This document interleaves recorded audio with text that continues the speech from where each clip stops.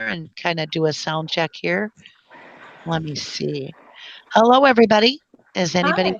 is anybody with us? It says waiting for Rubberducky still. So let me see if it's caught up to us. And we are now going live. Yeah. Oh, I always got to mute myself. Okay, let me get it on live. There we go. We'll put a little welcome on there. Pretty quick. We're gonna get rolling. And we are not having the chat tonight, right? Right. I think we'll leave that off. I actually have something I have to do this evening.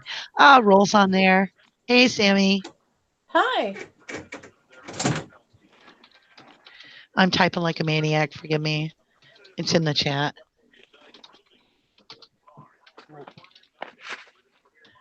There we go. All right. Hey, Kat. I see ya. Good to see you.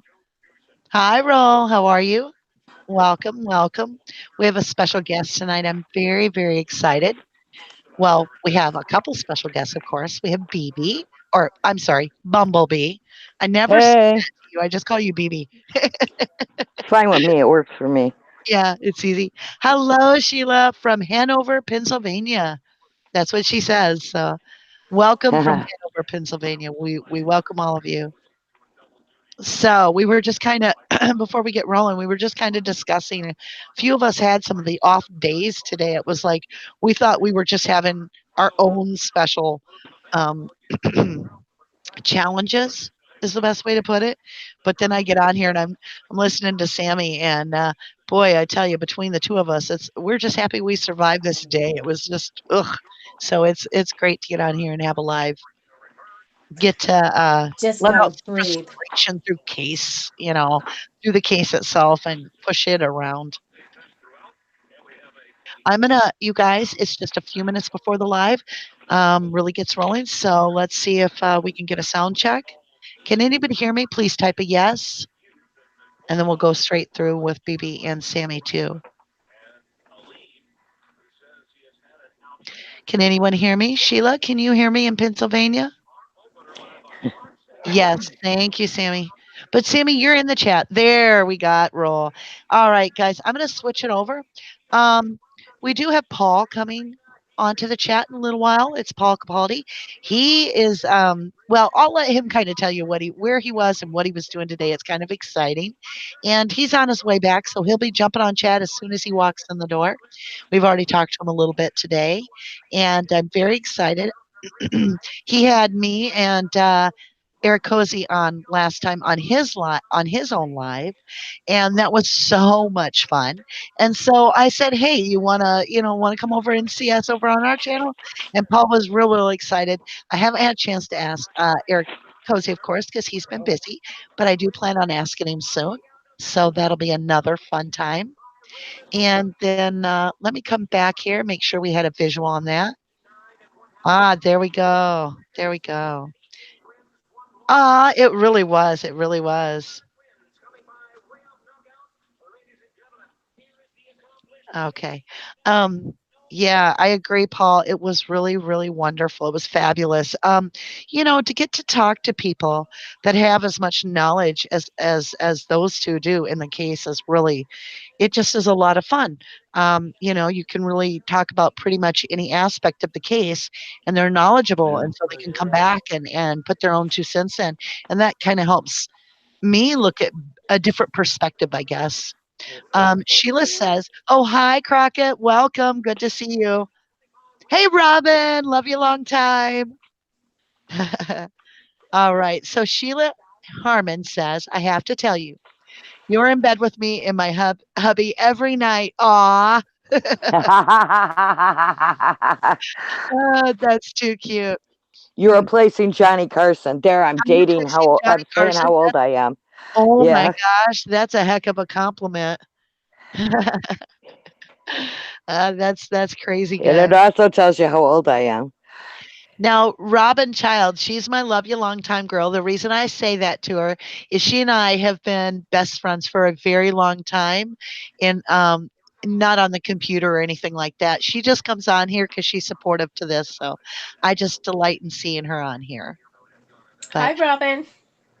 That's Sammy Rosta's Crazy Good. And that was BB. Can you guys hear BB and Sammy okay? Can we get a yes? Oh, I got buffering. I hope it's still working. Robin saying hello. Hello everyone. My first live that I caught in time. Ah, Ashara, thank you for joining us. Welcome. Ashara has been doing some good work on the YouTube channel. When she puts in her comments, she kind of does this thing that I really enjoy. She does a bullet point for like the major parts of the Casso reads, so it kind of outlines the pieces, and it's a really good way to refresh and kind of gather your senses.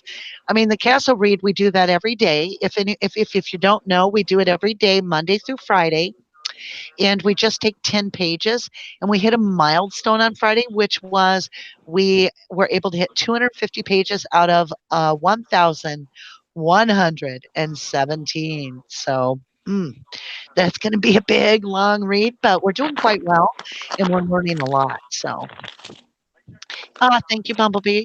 This is Paul's channel.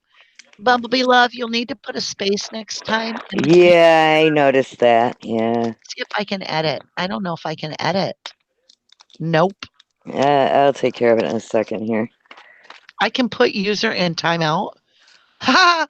I didn't even know that. I'm going in timeout. Baby, you spelled that wrong. You're You going in naughty timeout for a little girl. chair. Sounds like That's me. funny. Oh, that's cute.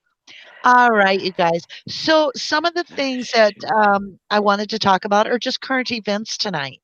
And I know that we've had a lot of people asking.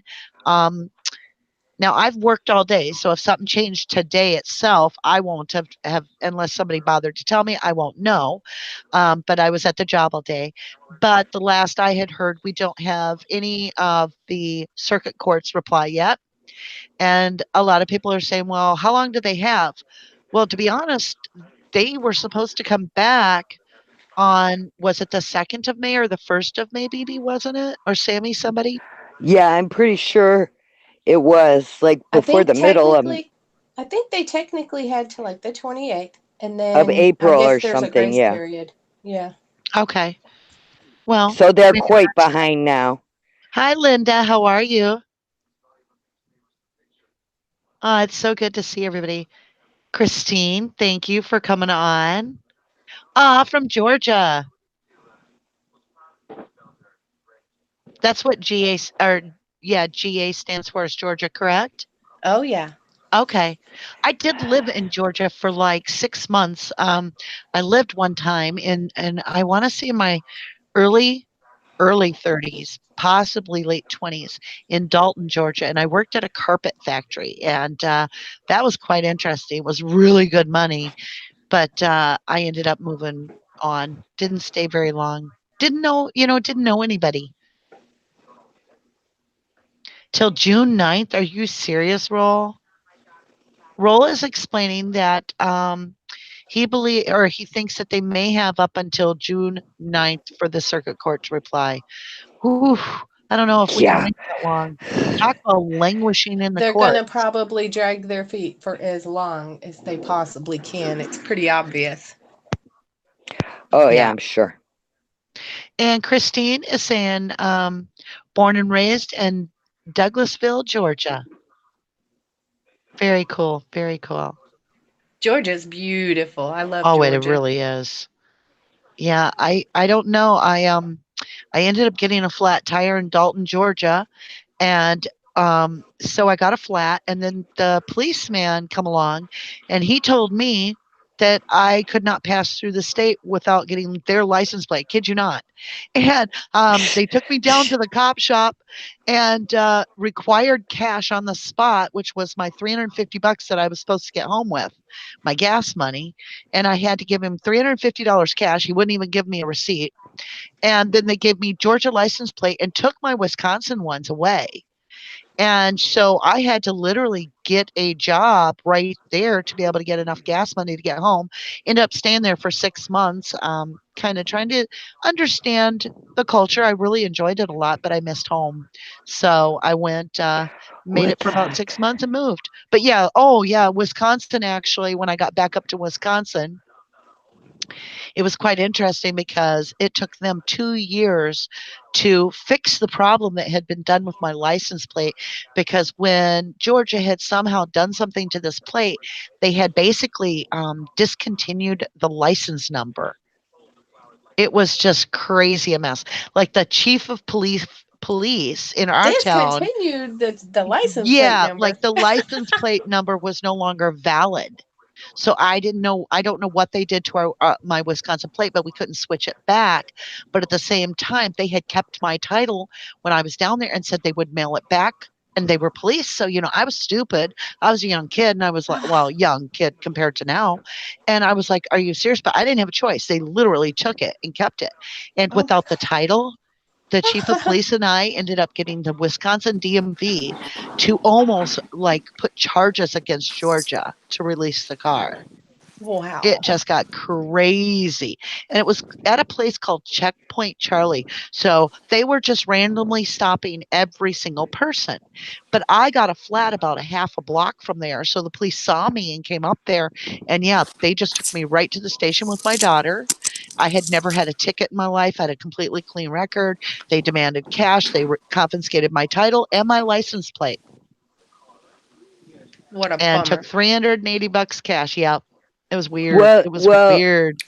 I used to live in Illinois, and we were up here in Wisconsin. Me and my ex-husband on vacation. I was driving home, and I wanted to get home as fast as could be, and so I was speeding, and we got stopped. And because we had Illinois plates and we weren't Wisconsin residents, we had to pay the fine on the spot late that night, and they escorted us to the police station in this little town and in Black River Falls, and they made us pay, which was our money for gas to get home, and we had to pay the ticket on the spot, or I'd have to sit in jail. And then we had to go to my ex-husband's family and then borrow money to get home then, And all which was it makes a person, like, horribly nervous to leave embarrassing. their little, like, I know our hometown probably has stories. Well, I know it does. It has stories, and I'm not real proud that our hometown police officers, the past ones, they don't work here anymore, but they got in trouble too. But it's like I get to the point, I'm like, what town are we going to? I hate that feeling. I think we should, not fear police because they're supposed to be protectors of the community. We should be able to trust that, if we see a police officer, he's supposed to be there to help us. But the more we're all learning, the more we talk about it, the more we're like, uh-oh, is this a good police officer or a bad police officer? And you're I must admit, my feathers are a little ruffled. If I were to get pulled over, I'd be like, now what? Because, if you are completely doing everything right, you should not have a fear in the world. You should be just doing your own thing. But that's not how it always works. And a lot of times, even in the Avery case, a lot of people used to say, well, as long as you don't break the law, you don't have to worry about going to jail. Well, we know that's not true. But we do have a few good ones. Yeah, that's true, Kat. We do have a few very good cops. We had one in our hometown, and we do now. One in the past was a very good police officer, and actually, was so helpful. Numerous of times we had a situation with some weird neighbors that were new to us, and they weren't okay. And this certain individual, this police officer, he would come out of his way to run through our neighborhood and just make his presence known. And sure enough, over time they got uncomfortable and did move away. And so he would always ask me, "Everything good?" And I'm like, "Absolutely fine, thank you." He was just a really nice guy. So yes, there are good cops out there, and that's the thing. And we have bad doctors too, and there are good doctors. And when you look at it, we've got bad teachers and we have good teachers. So we can't just look at law enforcement and say, the heck with you all. We're going to be this way. You can be that. Nah, we've got to show the respect. But Bad also, lawyers, good yeah, lawyers, bad lawyers and good lawyers. Look at this case. bad judges, maybe Bad good judges, judges. good judges. Oh, yeah. Unfortunately, it's hard because we look at this case and we get so deep in these rabbit holes. And it's hard not to get kind of like, I don't know, kind of negative about police officers in this case because we do not see them behaving as they should. And we are in this case, so many of us are in this case so much of the time that it can kind of tint our own view on things. It was interesting. I'll tell you guys a quick story. Yesterday, my love you long time girls and Robin was with me. We went to our a little walk that we drive to, and then we get out and we walk through the woods there on a path. And we had been there many, many times before. And there's always like a little camper there, and they've got a little dock, and it's somewhere where we can go back to. But we don't know the owners. We just know that we're allowed. Well, I'm looking around and I'm like, hey, you guys, that's that. This is a deer camp. And they're like, yeah, probably. I'm like, but we're alone by the river by a deer camp. And they're like, yeah. I'm like, but you guys know what I was thinking. Right? In this Where's the case. burn barrel? And is anybody watching us? Because this was set up with a mini trailer, kind of like a camper trailer, that they've left there in a temporary permanent, you know what I mean, where they built the whole deck off of it and the bird feeders off of it. And then they've got the chopping blocks over here where you could chop wood and all the fresh wood is cut. And then they've got the place where you can chop what? wood. Okay. Just And saying. then and then BB. right? And then, they've got the place to hang the deer. And this, before this case, I wouldn't have even cared that I was at a deer camp. So why would, if somebody said to the victim, hey, come on down to deer camp, we got a vehicle down there that we want you to take a picture of or near the deer camp, before this happened, they probably would have thought nothing about it. Just sure. Yeah. Yeah. Come on down to this little cul-de-sac where it's got beautiful trees behind it. It'll be a good setting. It's away from the highway a little bit, so you won't have any, different pictures, and it'll just be a good setting for the vehicle. So I parked it down there. Just a hustle shot is all it took. Yeah. Let's see here. Kat says, I agree. This case blew me away too. Christine Dempsey says, since this appeared on Netflix, I was clueless to this, and now I see all these wrongful convictions, and we all live on Avery Road. Oh, at any given time we do. We just don't know. And it happens in little ways that are just baffling too. One time, my adult son in his 30s, he got a ticket and he went down there to the courthouse, circuit court, or not circuit court, goodness, to the courthouse of the clerk of courts, and he paid the fine, and they gave him the printout. Your fine is paid. Well, he went on home, and later that night, he wanted to go over to his girlfriend's house, so he was driving over, or actually, it was 2 days after that, nights after that, and these two police officers from that county pulled him over. And I got this call. It was like 1 a.m, and I had to bring exact change of the fine down to the penny. And it had to be cash on the spot. And it was so weird. And I kept saying on the phone because he was allowed to call me, and he said, "You got to bring cash now. It's right on this street and this street. We're pulled over." And we're not being allowed to leave. They're going to arrest me and take me in custody. And he had no priors of anything ever in his life. They're going to arrest me if you don't come out here and pay this right now.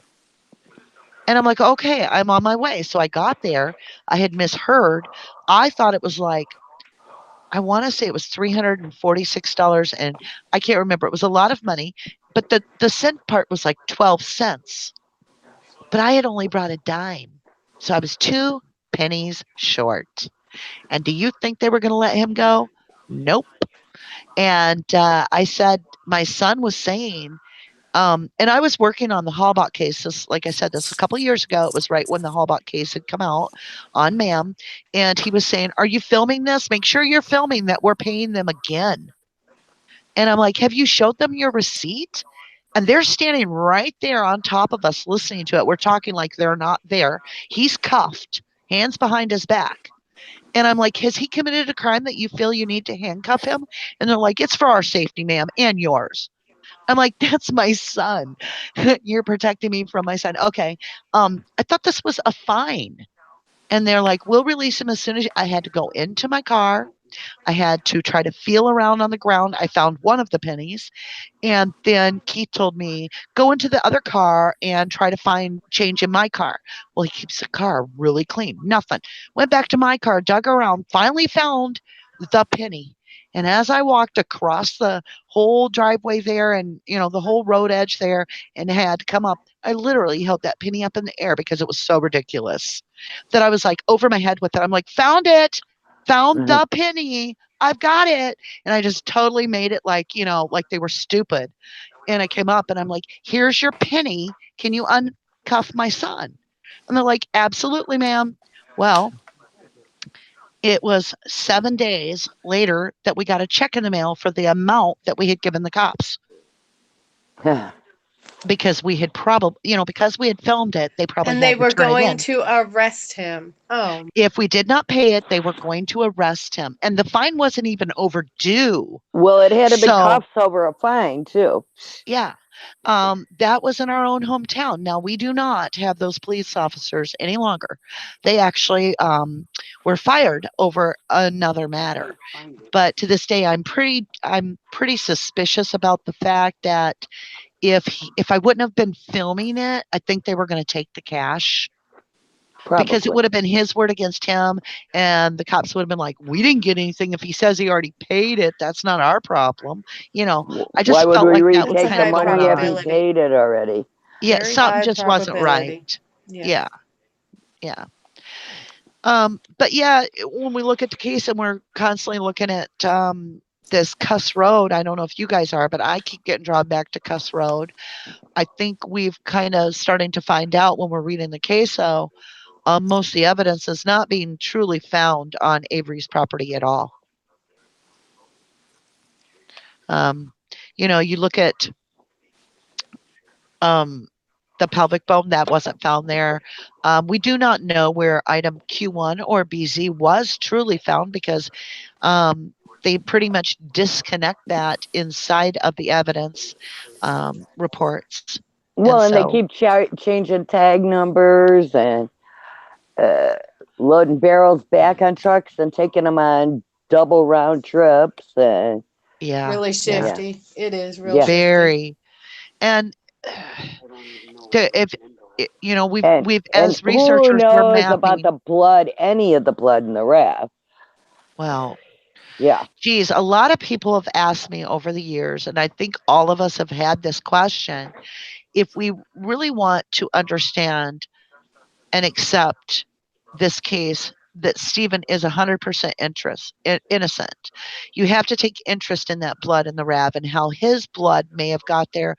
And that's a big problem for a lot of people because they don't have an answer. And it kind of is a crutch where for the guilters, they like to come wobbling up on their little crutch because they don't have any other evidence, and they like to flash it in front of us and go, ha ha, we have the ace in the hole. Stephen Avery's blood is in the Rav. Even Zellner says it. So, and we're kind of like, well, listen now, we're going to figure that out. But the truth is, we may have already figured that out. We have numerous of ways, including Zellner's theory as well. But she's explained it could have come from the sink in the bathroom because it was reported that it was cleaned up. Stephen reported the blood was there, and then he got home and it was cleaned up.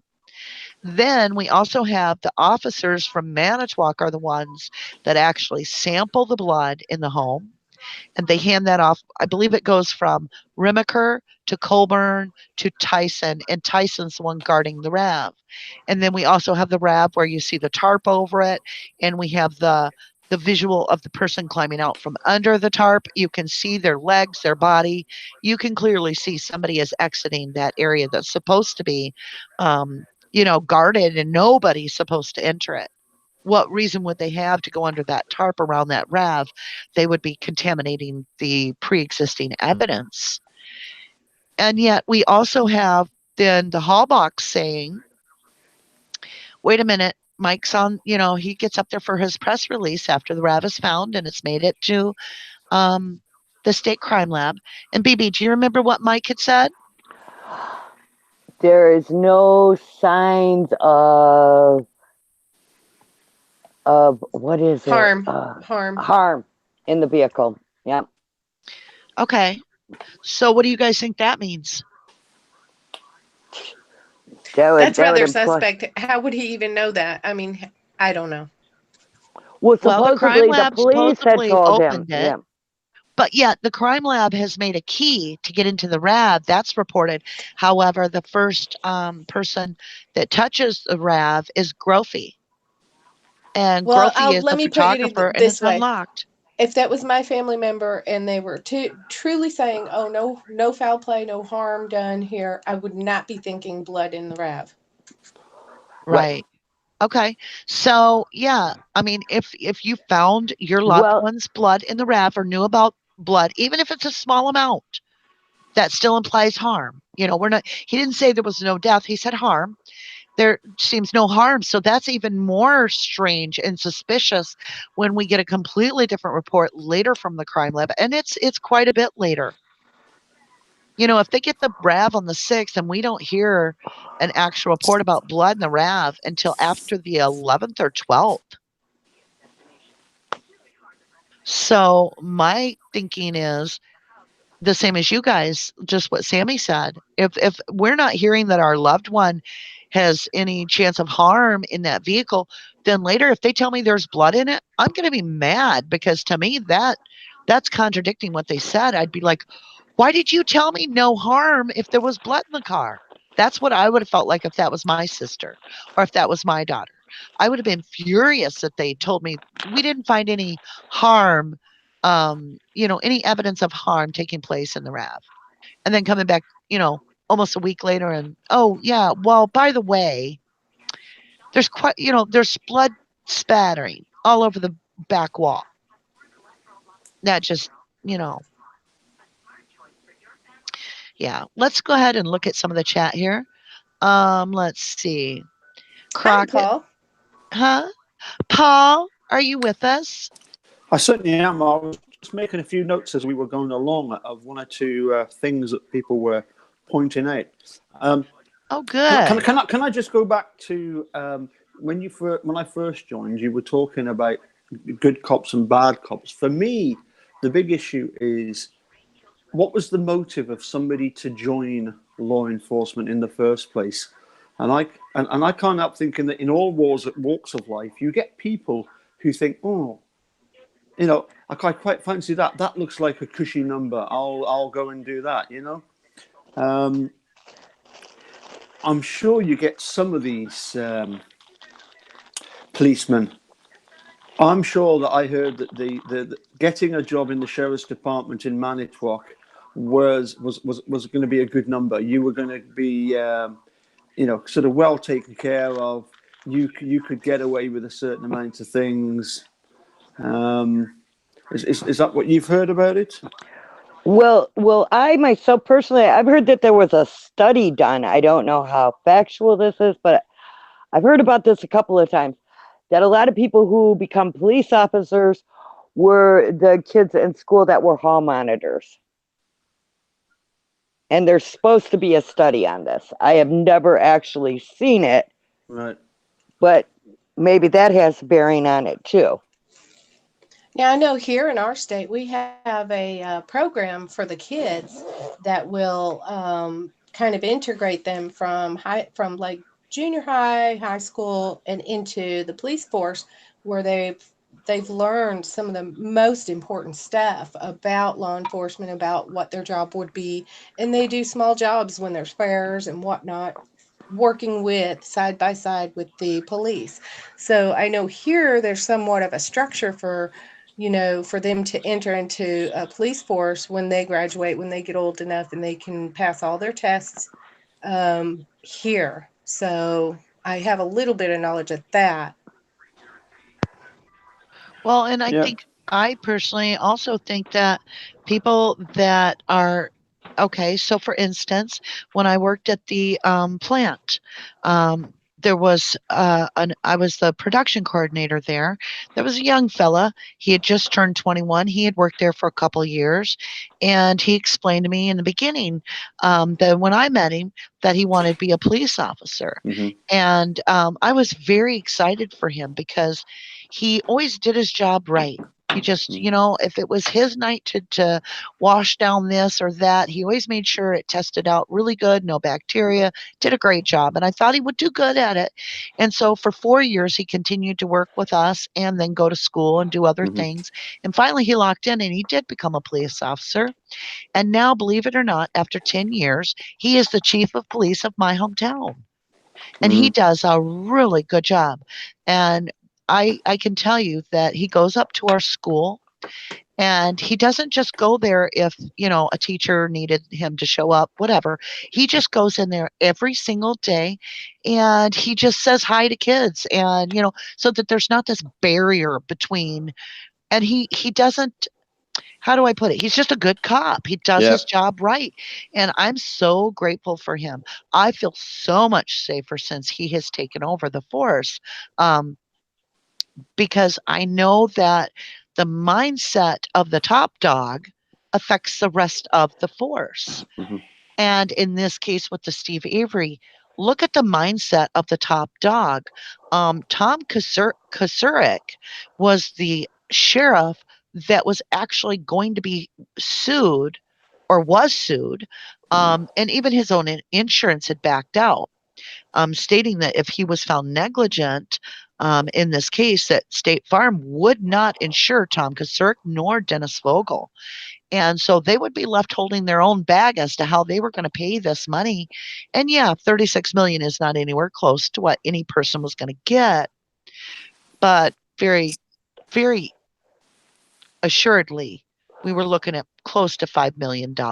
And that's a huge deal of money. Hmm. So it, Pretty it steep. it's really steep. And the bar was getting set really high with that money too. Paul, do you think that there had to be like an influx of people that knew their own innocence to be true? And, we get what was it? 6,000 to 8,000 people per year that are trying to get help through the Innocence Project. Do you think that the mess up that was caught in 2002, where Stephen was exonerated with the new DNA testing, do you think that could have caused a surge of individuals that were claiming the same event had happened to them and putting pressure on the state? Well, I'm always of the opinion that for any county, any state, every exoneree is a total embarrassment to them, isn't it? It's this whole idea that we're getting it right, and then lo and behold, oh, we got that one wrong. And I think the big problem with Steve's case is that it was so deliberately got wrong, wasn't it? You've got Dennis Vogel, well aware of Gregory Allen, and yet still determined to prosecute Stephen Avery. You've got the phone call in '95. This was huge embarrassment. Yeah, I think there's always going to be people, aren't there, that are going to say, "Oh, he just got out on a technicality." I'm sure that this time round that there will be some people who when Stephen and Brendan are released, they're going to say that documentary got them off. That documentary, they are going to be so blinkered they're not going to see it. And I'm sure that you've got some people inside that think, oh, well, I fancy my chances of trying to get off. Remember, one of the things that sweaty Ken Kratz really likes about Sean Wreck is this murder in the park, where they managed to one of the Innocence projects, I believe in somewhere in Illinois. This head of the Innocence project, he got a load of students, and they managed to get the what was his name? Was it Daniel Porter, Anthony Porter? And he managed to get that old story Simon to take the blame. Now this is something obviously that Ken Kratz is going to. I'm sure he's going to be talking about this quite a bit, because it was an example of where the Innocence Project did get it wrong. They did get the wrong person. They got him freed, but that's the exception. That's not the rule. So yeah, I totally accept the fact that there were going to be a lot of people who were going to be looking to get out, and it's not just the money, the financial side of it. It's the huge embarrassment, isn't it? Yeah, a We've lot seen of this all the pride. way up. Yeah, judges, looking after the backs of their colleagues down the food chain. You've got the Supreme Court, of the United States Supreme Court, unwilling to look at Brendan's case, when you've got all these people that have sent in these amicus briefs, and you wonder, what on earth were Steve Drisden and Laura Nader? What more could they have done? I think they did everything they could have, didn't they? I think you're talking about the producers of Making a Murder. Yeah. Yeah, they did an amazing job. If it weren't for them, this would have been nothing to any of us. We would have known nothing. Nothing. They and I have to imagine that their position, they were right in the middle of it all. And Mm. now that we know this case a little better, I feel that they put themselves at risk, physically at times, Mm-hmm. probably. And I commend them. It's just incredible. And there are those like them and Zellner and the other armchair sleuths and the other YouTubers and just the general public that do live closer to the area, like myself, Mm-hmm. that put ourselves in this place. And there are days, I will be honest, when we have a bad day, and it does happen to all of us, where, right, Sammy, where the freezer quits and you have an entire Ah, huge amount of yes. ice cream Uh-huh. on a Oh, hot summer yeah, day. yeah. Uh-huh. We have bad days, and it I man, think that they really were suck the wind out of you. absolutely justified in putting together that piece of work. I mean, it just brought to everyone's attention something that was vitally important. We would not have ever known had it not been for them. Yeah. Well, and look at how it's changed all of our lives. Oh, Lord. How do you even begin to explain what we would have probably never met? Yeah. Netflix and chill That's turns true. into a Yep. law degree. Yeah. Yeah. Yeah. Sit down, pop your popcorn. We're going to watch a show called Ma'am. And about, 14 hours later, we should take a break and try to eat something today. You know, and you got dark shadows under your eye, and you're like, I have to pee. Somebody move that kid. Don't you move them buttons. I'll be back. And you're hurrying and you're getting back because you're just so riveted and just in shock that this could even occur Hey, at the listen, level that it has. after I watched the first one, then I thought, okay, well, take a breather and everything, and then we get into the second one, and I mean, like, my chin hit the floor again. Yeah. Yeah. And we do have we all seem to be beating around a bush, but we never, as researchers, and we all are that. Even if you're just listening now, you are researching whether, you feel that that's the word or not. That's what you're doing. You're trying to study the case and form an opinion or draw a conclusion of some sort and get to the bottom of things. And the thing is we're running around the mulberry bush, but it doesn't feel like we're narrowing in. And so what I mean by us having bad days is we all get into place and where our lives get busy, we're struggling a little bit, things aren't going our way, and it feels like we're coming to a dead end almost on the case. You get kind of frustrated to the point you just like, I'm not even going to look at anything today. But the truth is, you're going to come back because there's so much wrong here, and we know we are making a difference. We really Mhm. are. When we look at this case back 4 years ago, or 3 years ago, I should say, um, in 2016, we dreamed of Zellner. I'm not kidding. Mm.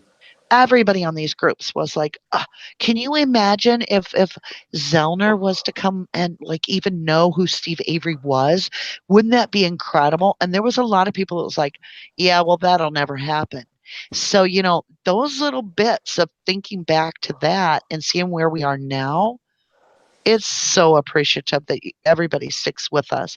And Paul, you do that every day on your channel. You have an amazing channel, and we thoroughly enjoy the presentations that you give.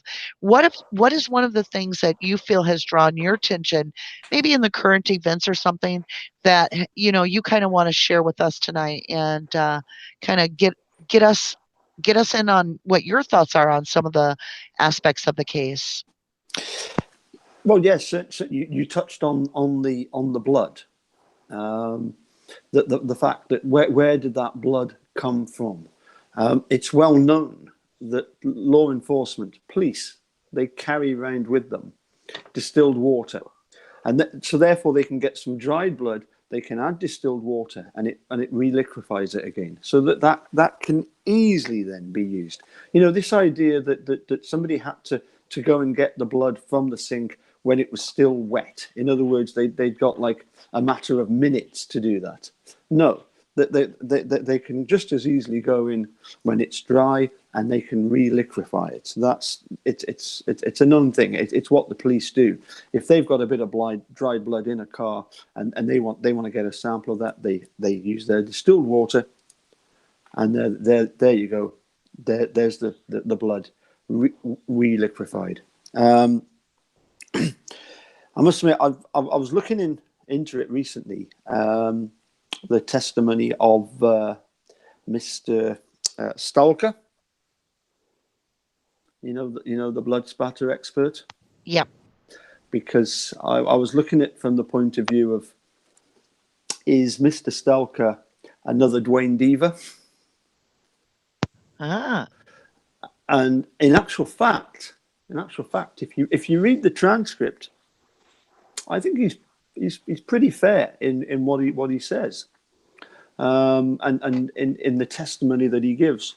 I must admit, the bits of trial transcript that I find the best to read. And I'm sorry to say this, Mr. Buting, Jerry, because I do get on well with Jerry, but I find that Dean Strang's cross-examination is, at times, it's absolutely brilliant. Do I wish that, therefore, that Dean Strang would be a bit more vocal, a bit more like Jerry, in supporting the case? I don't know, but certainly Dean Strang makes some very, very, very good points. He actually points out to Nick Stalker. So what did you do with the blood samples that you found on the door handles? Well, we didn't find any blood on the door handles. On the steering wheel, what did you do with the blood that you found there? No, we didn't find any blood there. What about the gear shift? And he says, that bit in the middle that you have to press in order to get it out of park. and his sense of humour is absolutely brilliant, Just getting back, by the way, there was one other thing I wrote down here as you were chatting away, and that was to do with the Mike Holback saying that there was no evidence of anything happened to Teresa. I'm assuming that he's on about somebody had looked in the front of the car and not at the back, never thinking for one moment that It was something could have after happened. it had been at the crime lab, though. Right. So this was, he was happy to report. He went into a little bit more than that. He had said after the RAV was located, transported, that it was reported to him. So maybe they did only look in the front, but Yeah.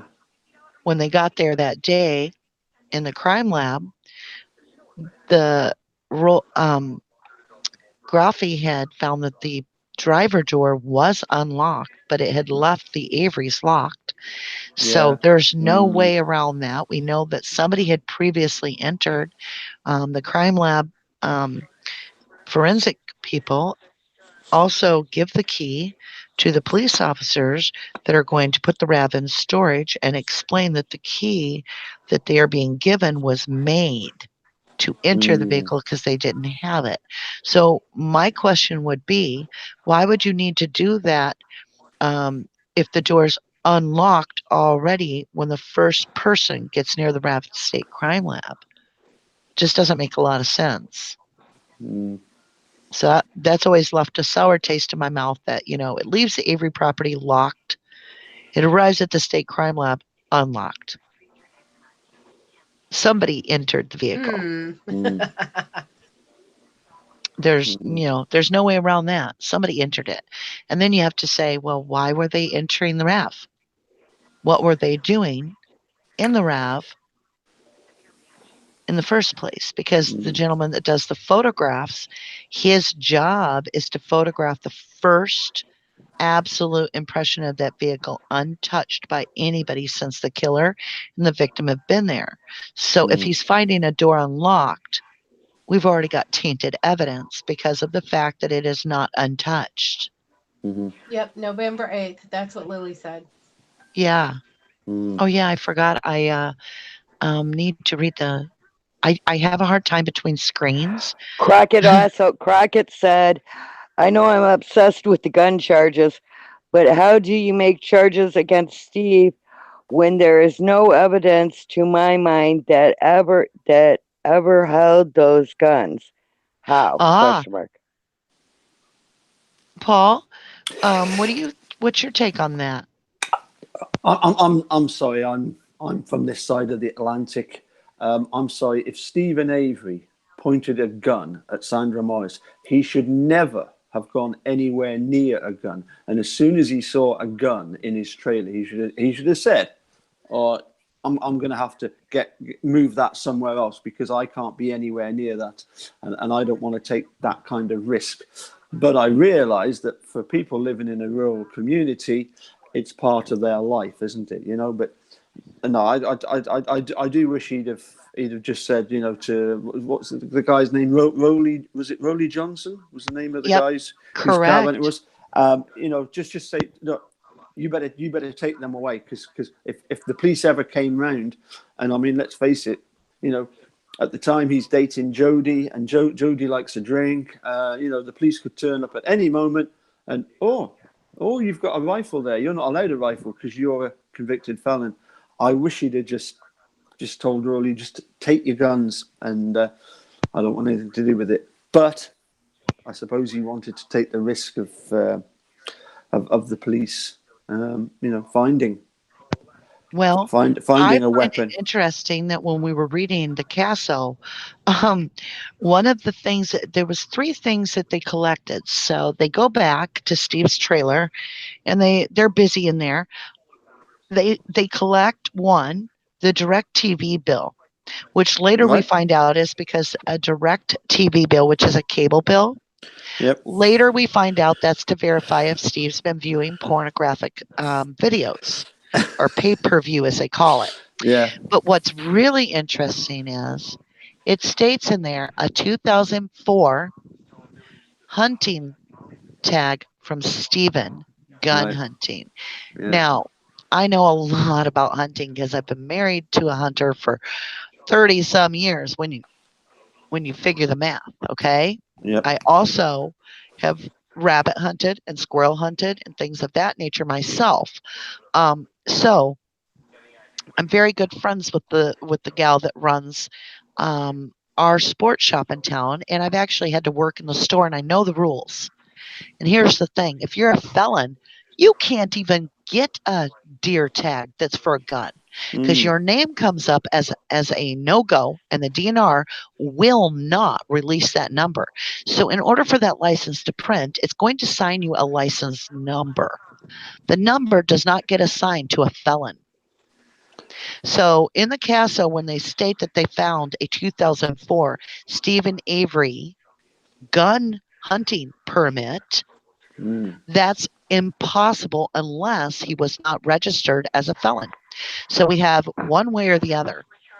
Either he was not registered as a felon and therefore he was able to get that, or number two, Mm. He never had his name on a hunting tag because you can't. They cannot. As a felon, you will not get a license. Hmm. So you think they were trying to, in some way, sort of associate him with a hunter? I Or with think the that they were guns. trying to Yeah, associate him with the with the gun. With gun, the guns, yes. Yeah, using I'm the with gun you. like proof he had used the gun because he had supposedly went hunting in 2004. Well, and one of his brothers said, didn't they, that Steve didn't really like to hunt? I thought. Well, and we know if you really dig into some of the trivia of Stephen Avery, something long, long discovered before the Halbach case, is that Stephen actually gets very faint and nauseous at the sight of blood. I've heard that about Brendan as well. It's both. They Jeez, go cannot stomach. figure. It's very humorous in a way that here we're looking at this case, and the whole case is about this unbelievable murder and killing and stabbing and all this and everything, and yet the two individuals that And shooting allegedly, and sawing. yeah, I don't even want to Can go I there. say something to Of that? You know, course. people that have that problem, it is no joke. I Mm. have a family member who had a very severe cut, and he came home, and I cleaned it and redressed it, and I noticed, you know, because he don't like the sight of blood, and I noticed he started changing colors. He got up to walk, and I went right behind him, and sure enough, he passed right out. And like that's not even a joke when it comes to Yeah. saying, you know, that they have a problem with the sight of blood. People do. Yes. Well, as long as we're still talking about the RAF, I've been kind of waiting for a little bit for my moment. I want to give my own theory, and it's Yep. only my theory, as to exactly how the blood got from the RAV, or got from into the RAV that is Stephen Avery's. Okay. Now, I did a lot of study about our state crime lab. We have several of them, but the one specifically that handled the Halbach and Avery evidence um, got cited. So they got investigated. They had an audit, and the reason that they had an audit is they were the Buting and Strain. I believe it was Buting. Put in an inquisition in as to why our state crime lab, which was handling this evidence that was so vital to our case here with the Averys and Desi, that they had many, many negligent acts on their tally list, and one of them was, well, two matched. Twice it had happened where a criminal investigation was occurring, and the state crime lab was in charge of verifying if the fingerprints of the culprit matched what they had given them in evidence. Now they went back and they said, yep, it's a match. The fingerprints match. So criminal processes started. Now this is two different events, and it happened the same way. Come to find out, and I don't know how that occurred, but it's on paperwork, the fingerprints had never even been tested, and a falsified report had went out by the same individual twice in two different cases. Then you have another sighting where someone decided to take DNA evidence from the lab home with them to work on it for the night. Now, that's just absolutely crazy. That's like saying, I'm going to take the evidence home, and I know I'm going to keep it safe enough that I'm not going to contaminate it. Then you look at like Sherry Culhane, her signature is on the deviation where she has coughed on the bullet, spit on the bullet, whatever she did to the bullet fragment. She's contaminated the standard. Now, the reason that this is important, a lot of people look at that standard and they go, well, on this side, the standard is that it got screwed up. I coughed on the one that's our proof that everything's going right, but I did not contaminate this fragment over here. And so what's the big deal? The big deal is because if the standard gets contaminated, that means the environment is not acceptable to a sterile environment. So the environment itself, see, DNA can actually travel, and it can literally kind of move through the air a little bit there, and it can literally brush from one place to the next, and it's there. So if you screw up the standard, you're going to screw up the other part too, possibly. And that's the whole point of having a standard. So if the standard is screwed up, that means that it's highly likely that you've also risked what's there. And she had nothing left to test because, unlike any other soul on this planet, she decided, even though she didn't need to at all. She just was going to use it all up. She didn't have to, but she did it. So when you look at that kind of behavior, I'm wondering if we have, you look at it, you've got the Grand Dam sitting in the crime lab, and 5 feet away, you have the RAV. In the Grand Dam, the Pontiac Grand Dam, which was Steven Avery's, the defendants, we absolutely know, everybody, no matter what side you're on, 100% fact, there is his blood all over the gear shift and down in the crevices and stuff. Now, Paul, you've talked about how they carry distilled water. Well, these lab techs are sitting there with pipettes. They've got buccal swabs. They've got those little Q-tips to be able to wet it and take that sample out of the Grand Dam, which was required. So now we've got the sample out of the Grand Dam already achieved. All we have to do is have somebody accidentally mess up those swabs as they're walking away, or simply reapply what they just got out of the Grand Dam over here with the same swab they collected. I mean, so I say it's a reverse, it's a reverse what do you call that? Reverse Swabbing. application? Yeah, reverse swabbing. Mm-hmm. What do you think, Paul? Is that something that, you feel that would never occur? No. I feel that when you follow this case, it's amazing, isn't it, that all of this actually happened? Because if somebody told you this story, they would say, well, that's a pretty fantastical story. I mean, not that would really happen. And what are we finding out? We're finding out that everything is going on in this case. There's nothing surprises me at all. The more we dig into it, certainly. I mean, where did the blood come from, and who put it there? It's probably the bigger question is the who put it there, because once you know who it was that put it there, then you're going to get the source of it, aren't you? You're going to figure out where did it actually come from. Certainly, the sink to me seems to be the obvious one. The fact that Steve, came back home and said, "Oh, it was all cleaned up." Well, after all, we don't have fairies that come and clean for us. No. Yeah, and I wish we did, because I'd hire a crew of them. Yeah. I can't help thinking that Steve must have been thinking that there's something weird going on here. When people say about Steve, he immediately jumped to the fact that they must be framing me, and they're trying to say that he did it too soon. No, not at all. He could tell something weird's going on. Yeah, well, he also said shenanigans when he gets home and that blood's cleaned up, and he didn't clean it up. Yeah, there's some shenanigans. He also said he smelled smoke in his trailer. Yeah. From somebody smoking a cigarette, and he's a non-smoker and didn't smoke in his trailer. Well, and Ashura has been trying to work out the details about the RAV blood, okay? And so I've been listening to her. She's been asking, and I've been waiting for that time that, it was right that we could kind of get into some theories. And she brings up that after listening to our theories, that would explain the dry flakes. And she's talking about those little flakes that were on top of the carpet.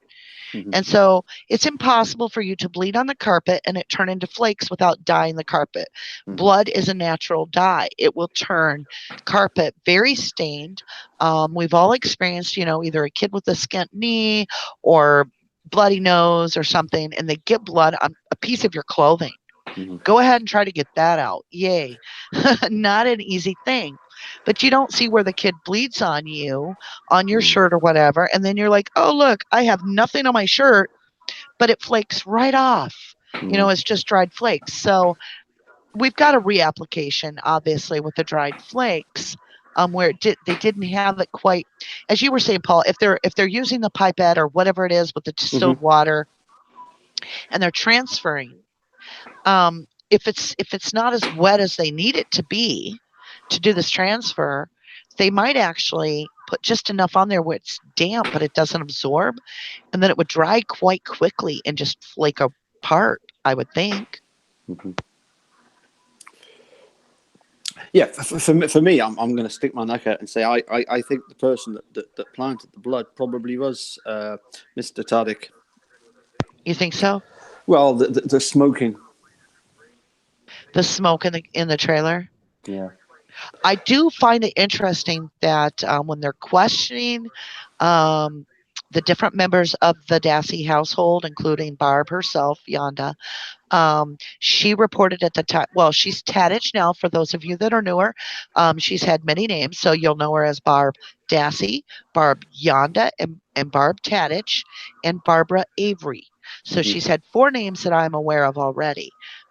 However, it was stated several times by different family members where the keys were located. So Raleigh had one key to Hmm. Stephen's trailer, and the other key was Mama Hmm. Avery.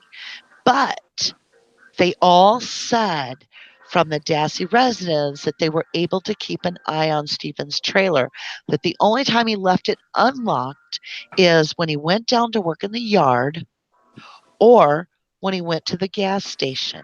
And Hmm. we really only have one individual home two, I'm sorry, totally misquote. We have 2 individuals that are available during the day that work night. We have Bobby and we have Scott Tadich. Yeah. So Bobby Dassey and Scott Tadich. And if Steven's leaving that trailer unlocked, well, there you go. They go in, like you're saying, Paul, they go over to the Mm. sink, they see the sink and they grab it. And they would, why? But my thing is why would they go all the way in to get it rather than just collect it off of the Grand Dam or even the thing that they knew he bled on that cut him? Yes, he was hooking up a trailer, wasn't he? When he opened up the cut and he cut it. Was he doing some roofing or something? Is that how he actually cut it in the Something first about place? tin. Yeah, I Right, can't right, remember okay, exactly. okay. But no, it's obviously he reopened that cut as he was hooking up a trailer.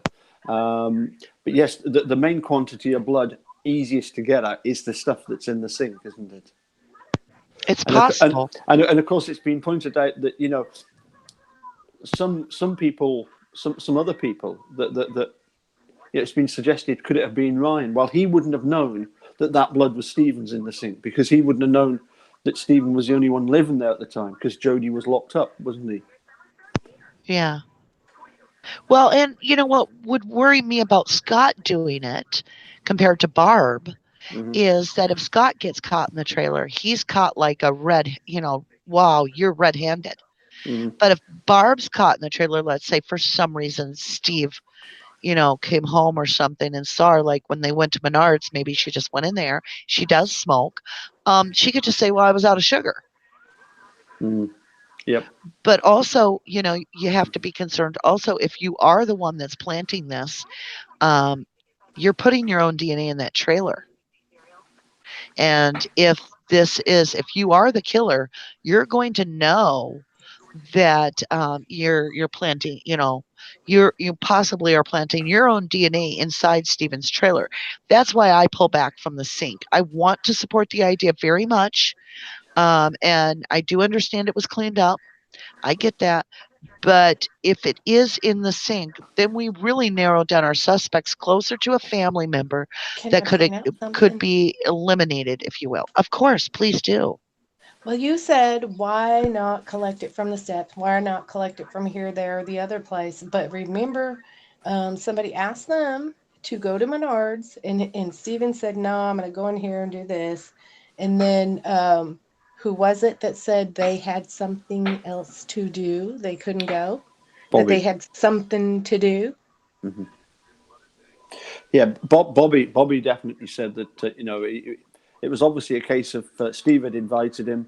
Um, And it could be at that very moment that yeah, that person absolutely. realized that's where the blood's going to be, is in I, in the bathroom or in that place. an opportunity. And maybe they were Absolutely. looking for more quantity.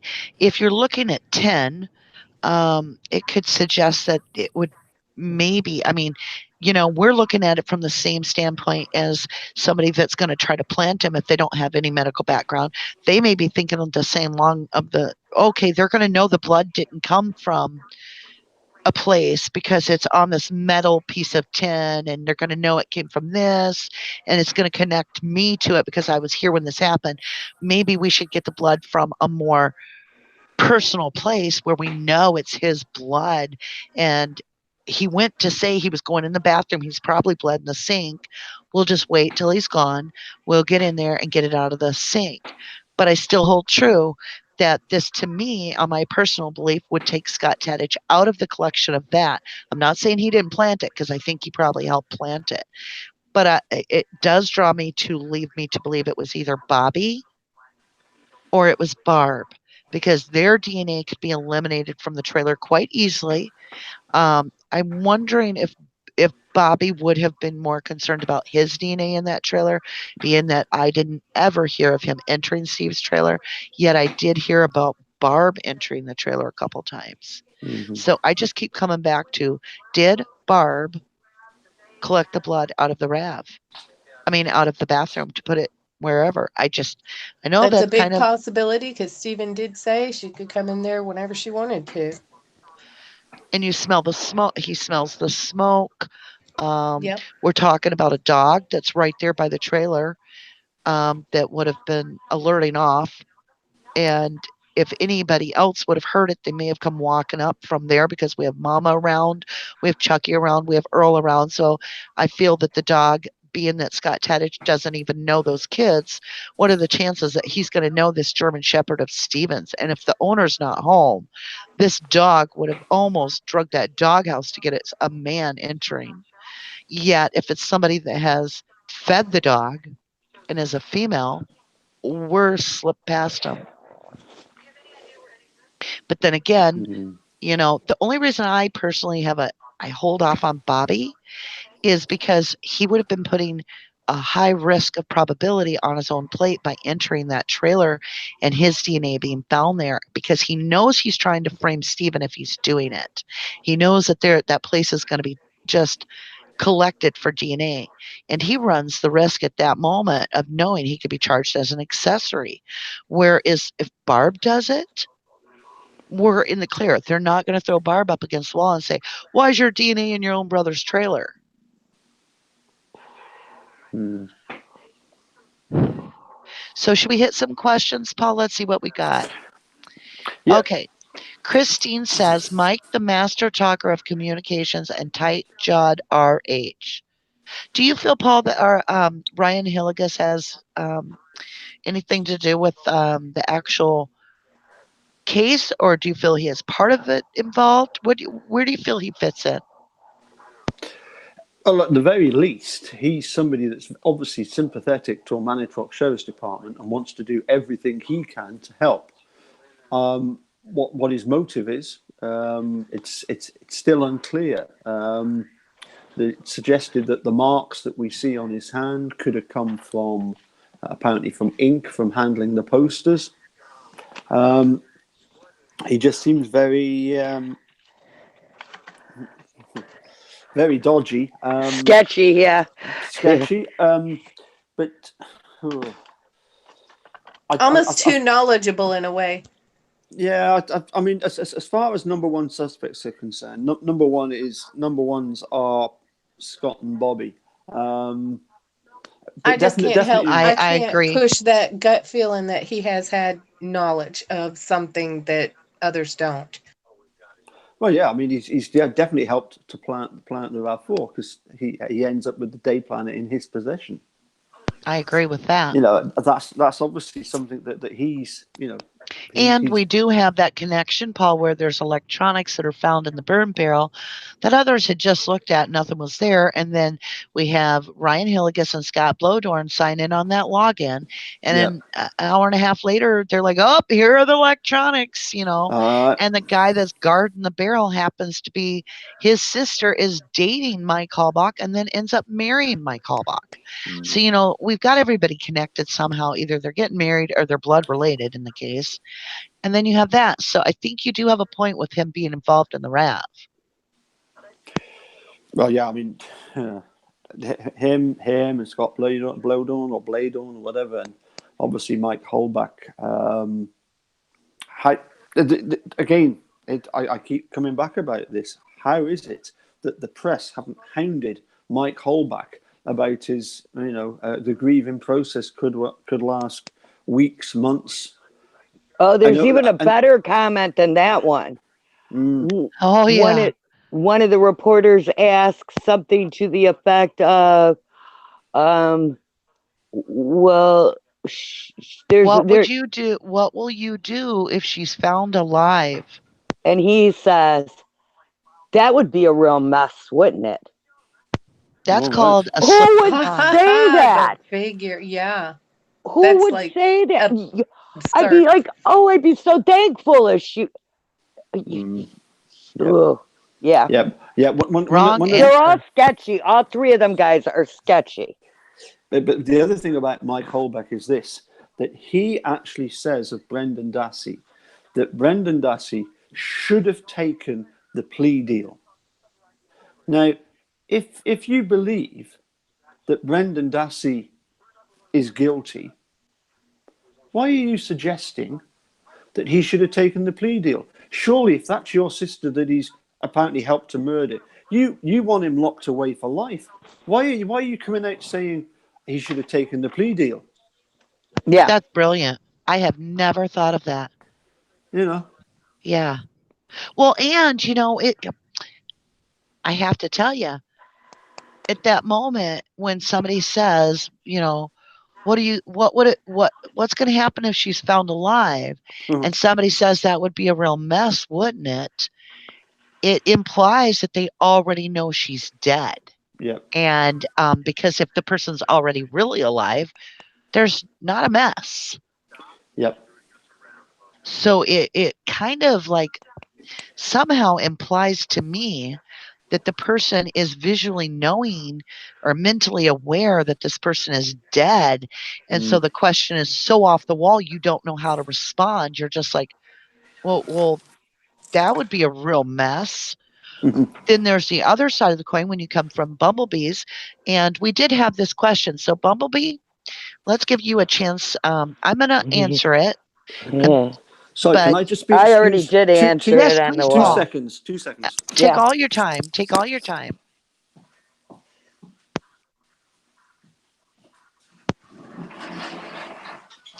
BB, Yeah, I did answer it on the wall. did you? Yeah. Because Sheila Harmon asked, Ducky, do you think TH is still alive? You guys, there are times when I could swear this woman has to be alive. And there are other times I will be like, well, I know she's dead. So I don't have enough proof, you guys, for me to actually answer the question. I'd love to be able to test the bones. And no, but they've been given away. The biggest problem I have with the victimology is the original starting point, and that is the pap smear was aged to a level that it would no longer be viable for what they're needing. And I don't say that They're not even taken in the first place to be used for DNA. And they're not supposed to be kept, and they're not kept sterilely, and it just the goes on and names on. are removed. So Yes. then, no matter what other point we can make about it, which like BB's telling you, there's so many things wrong with that. But the fact that the names are removed from the sample after a couple weeks of doing it, the pap smear was over 2 years old. How do we know It was over 3 years old. over 3 years old? Yeah. How do we know that the original pap smear was the correct pap smear to pull if it no longer has an identification on it. Yeah, they are not supposed to keep the names on them. They're supposed to only keep the name on it for the 10 days while it cultures. And once it cultures, then they write up a report, and they're supposed to throw them in the sharps thing and get rid of them.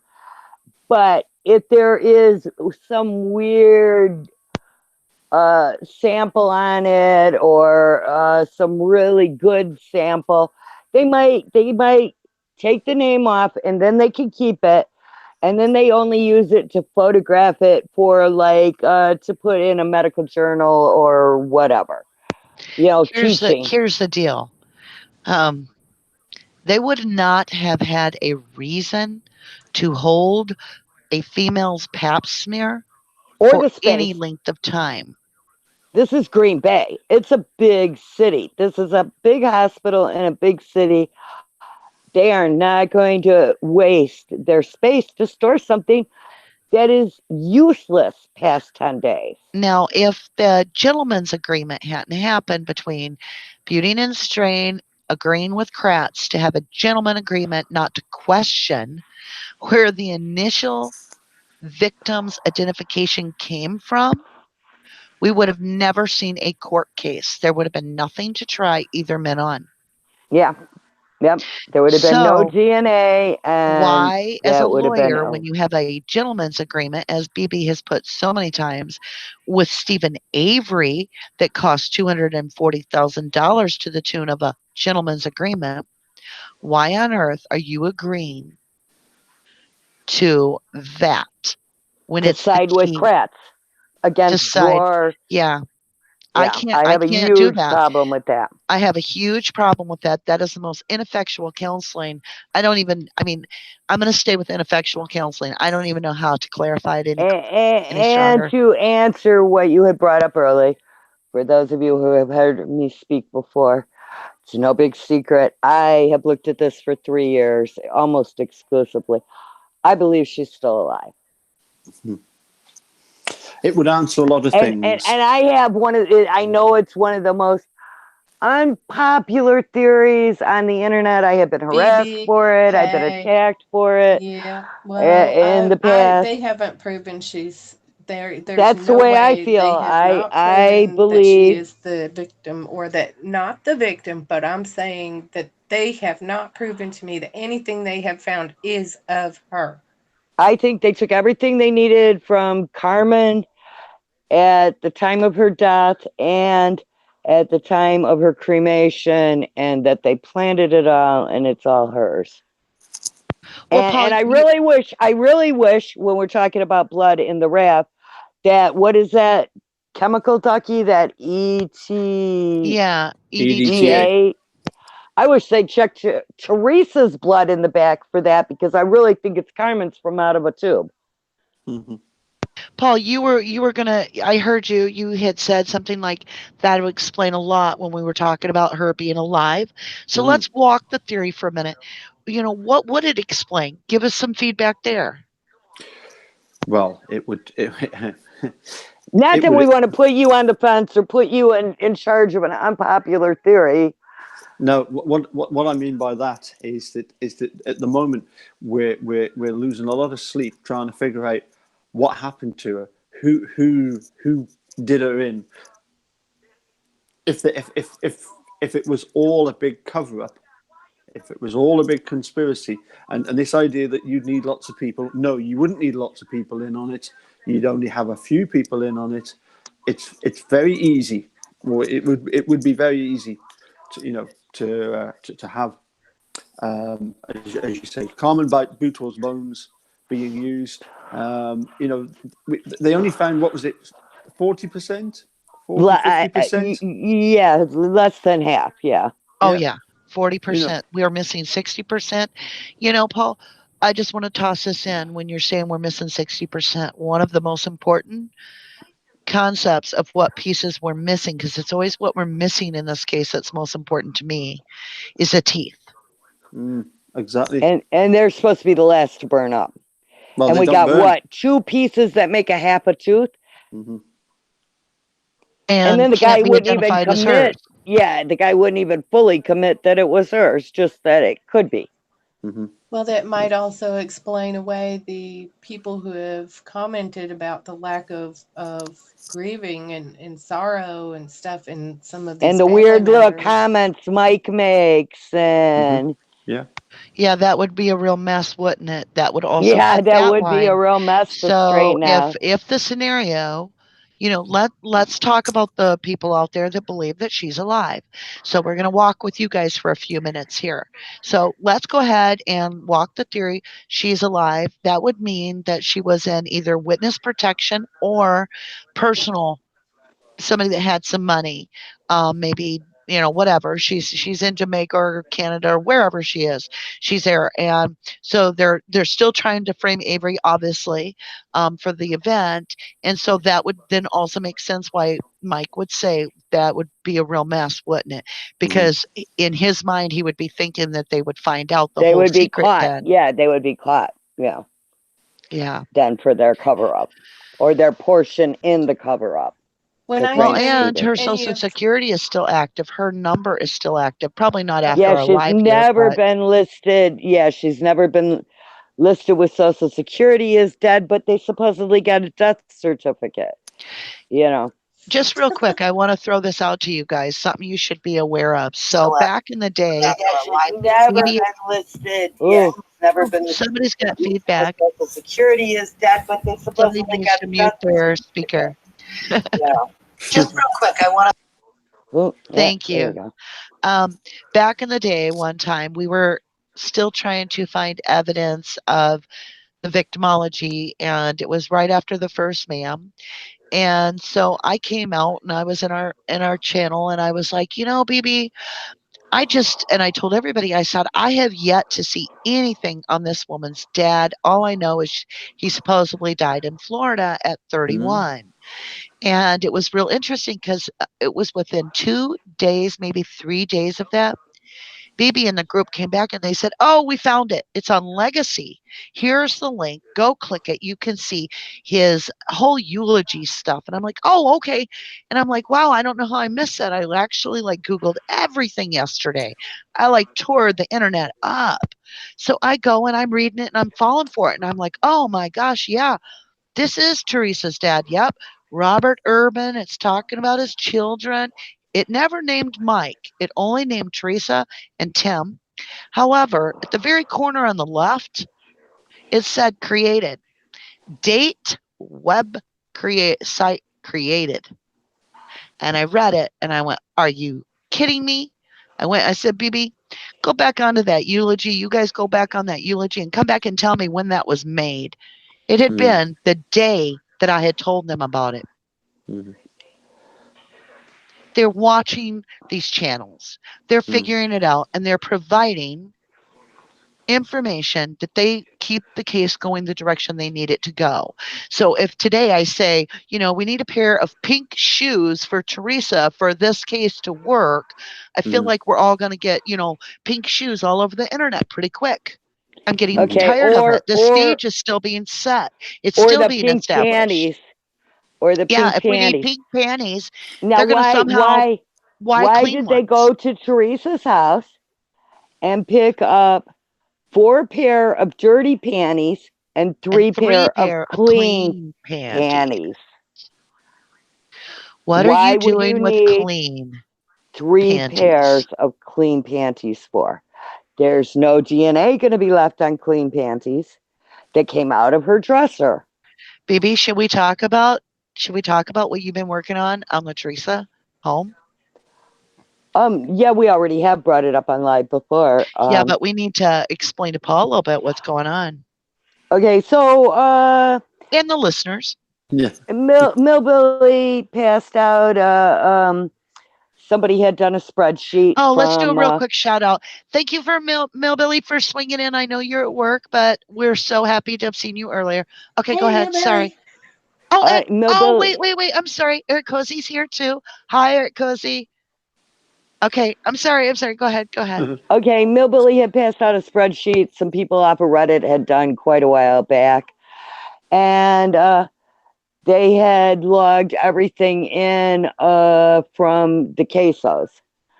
And I'm looking down it and it's going Teresa's house, Teresa's house, Teresa's house, Teresa's house. And I'm like, well, how many times were they at Teresa's house? So I went up at the top and I hit it to, I went to hit it to put it on just Teresa's house. And it says 171 lines. So I click on it. Granted, a few of them it does say they were called, dispatched, en route, and then arrived. So a few of them, there is the 3. Sometimes it's just en route and arrived or whatever, So there's a couple there's quite a few that are double.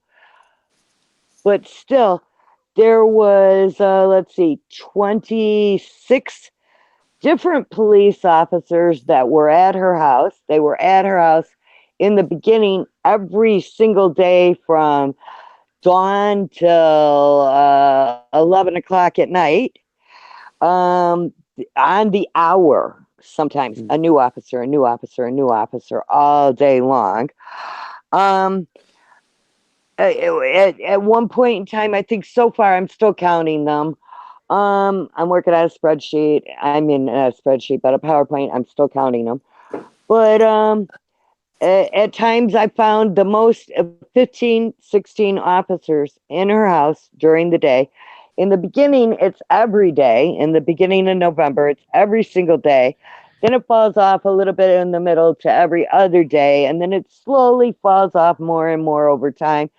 And the last time they're at her house is mid-January, I think it's of 06. I think it's the 13th, I want to say. So they were basically. They were at her house, more police, and more times at her house than they were in Steve's trailer or Steve's garage. Right.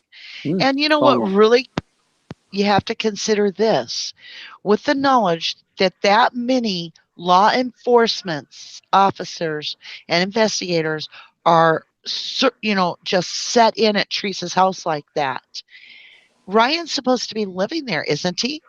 That's what he said. Yeah. At least for the first week or 2, he was supposed to be living there, taking where the care of her cops are there cat. every day. Why is he having to take care of her place? 1, if we have that many police officers. 2, and all day long. What is he doing all day long? Yeah, what is he doing there that much with all the police officers? Is he, as Kratz said, how did he word that? It was something about being an unofficial officer or something, acting as unofficial police business or something. Like they gave Ryan a little credential. He kind of gave Ryan a little credential to make it sound like it was okay that that he's in this house that much, and that he's leading the search team. And that now we know Kelly Pittston was handed from Ryan the day planner, like Paul's talking about. If you've got that many law enforcement officers visiting the house, I suspect some of them were from the alien detection unit. And that's probably why they took some of the clean panties, because the aliens needed something to wear. You're right. Or for somebody's personal collection. What I truly think they took the panties for is so if they got Brenda to say, pink, she had pink panties and they're over here, that they could take the clean pink panties and put it up against the purple dirty panties, crotch to crotch, put a little of that water on it, rub them together, and voila, the pink panties are now dirty panties with DNA. Yeah. Well, in the event that this individual did, like, I'm reading some of the comments and I'm going with it, and I'll go with you for a little bit, BB, on the theory that she was alive, okay? She left alive. She was fine. She's still alive. We'll just go with that for a minute.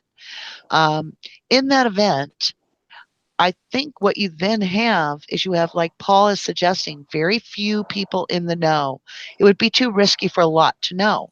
And so now would, if you were in the know, you would now have to make evidence, because there is going to be no evidence that this took place. You don't have evidence of a crime that never took place. You only have evidence if said crime allegedly really took place. So that would explain the staging that we get. We get a staged RAV. This event to me is planted there. It's staged. It's like they were like, go get a car. Let's put this over here. Let's leave that tire cover on there so it says RAV4 real clear. Let's make sure and just cover up little parts of it so it looks like you know, to me, it's like a neon sign. Here's a RAV, but don't look over here. And then later we find out that in order to find a RAV for the investigators, because they had the same problem as Pam, so the investigators are new to the case, arrive at Avery's.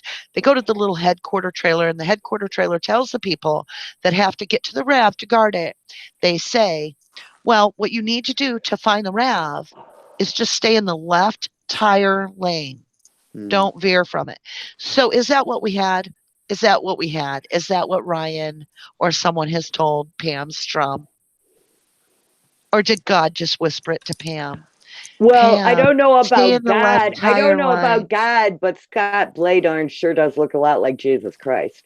Okay, so maybe it was Scott that told her, and maybe Pam was seeing him in that halo lighting, you know, Right. and she Maybe the thought it sun was was Jesus shining just telling her. right. Yeah, and I'm surprised she didn't tell us Jesus gave us the camera too, you know. Right. Yeah, right. And that would mean that Sorry, had to Ryan, have a laugh. they would have to be in the know. If we're talking Teresa is alive, Ryan would have to be in the know, absolutely, and Scott would have to be in the know. All the Hawbucks would be have to be in the know.